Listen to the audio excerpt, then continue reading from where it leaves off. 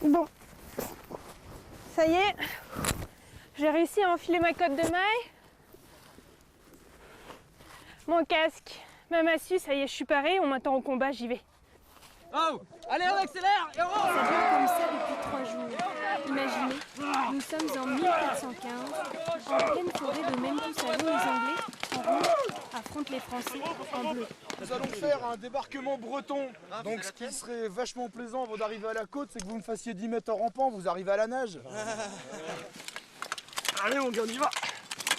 Et soudain, attaque surprise. Depuis la Normandie, Marseille, Paris, ces 80 guerriers ont parcouru des kilomètres avant d'arriver ici.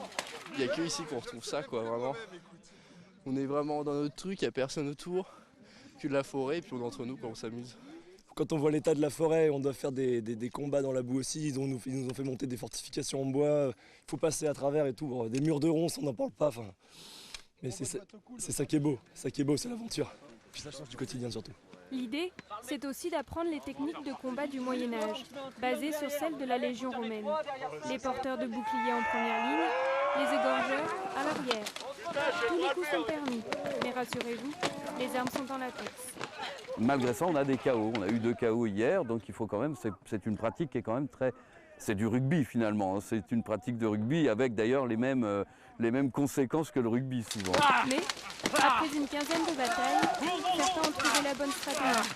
J'ai attendu qu'ils soient tous par terre et on a fait une infiltration avec le collègue là. Comme ça, c'est beaucoup plus pratique parce qu'il n'y en avait plus que 2 qui nous attaquaient. Apparemment, les Français sont en mauvaise posture, alors je vais aller leur donner un coup de main pour la bataille finale. Allez, on charge!